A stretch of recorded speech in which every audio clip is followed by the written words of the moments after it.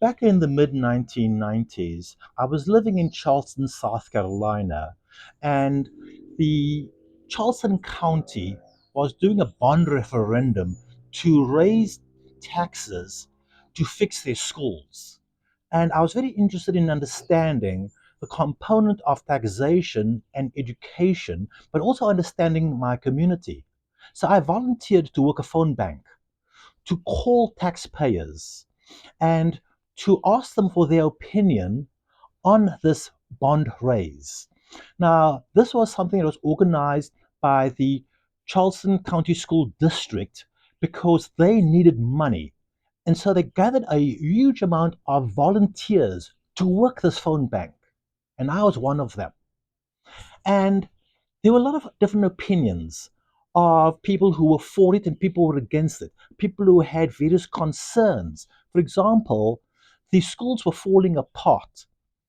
The infrastructure was just not workable, especially for the inner city schools. And because the city of Charleston had such diverse neighborhoods, different schools were impacted in a different way. And so people had the questions, how are the tax dollars going to be spent? But one of the comments that was made was that the school district building was this modern, fancy, multi-million dollar new structure. Why was that built before the schools were fixed? So these were very legitimate questions about the application of the tax dollars, and would there be an abuse of these tax dollars, and why were things not fixed earlier? But there was one thing that stood out. I dialed a number that took me into a zip code of the wealthiest part of Charleston, an area called the Battery. And here, the children who grew up in the Battery, they did not go to public school. They went to private school. They went to one of two schools. And so there was a very strong opinion that came from the parents about how they felt about the schools. The schools were not good enough for their children, so they sent their children to private school. Or they felt that the schools just weren't giving their kids the type of education that they wanted them to have, so they sent them to religious schools, to a Christian type academy. And so I could see this big difference between private schooling with religious component and public schooling. So there were these economic disparities. But one woman that I got onto the telephone, and she was a little bit upset that I was calling her. And it took me a little while to engage her to understand why she was upset with this whole bond referendum. And she was absolutely against it. She said, no way would she vote for it. And the attitude is, why would I spend money on these schools? I have no children. And I am retired. I am in my 60s. I never had kids to go to school. So why should I pay? Why should my tax dollars, my property tax, pay for some service that I'm never going to get? And that stood out in my mind.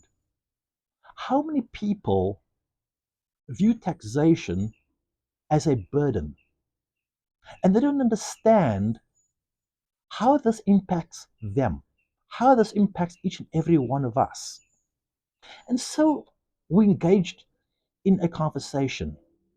And I asked her, if you walked down the street and a thug walked up to you and hit you over the head and grabbed your groceries, how would you feel? She said, oh, I would call the police. I'd be very upset. And I said, but what happens if that person that you see as that thug is that school child that you do not allow to get an education? And that child felt hopeless. That child felt that they did not belong in this community. And they saw how others lived and how much others had and how little that they have, and said, your life has no value, but your groceries do. And now you are impacted because there's a poor education system, because there's disparity in economics. And it doesn't matter that you live in a rich neighborhood. It doesn't matter that you have no children or that your kids, if you had kids, went to a private school. We are one community and we are all impacted by the same factors. And she had never thought about that. She had never thought about how much she would lose by not supporting her community. And we got the bond referendum passed. We made an impact. The schools are better. They still have a long ways to go. The job is not done. But this was a good start.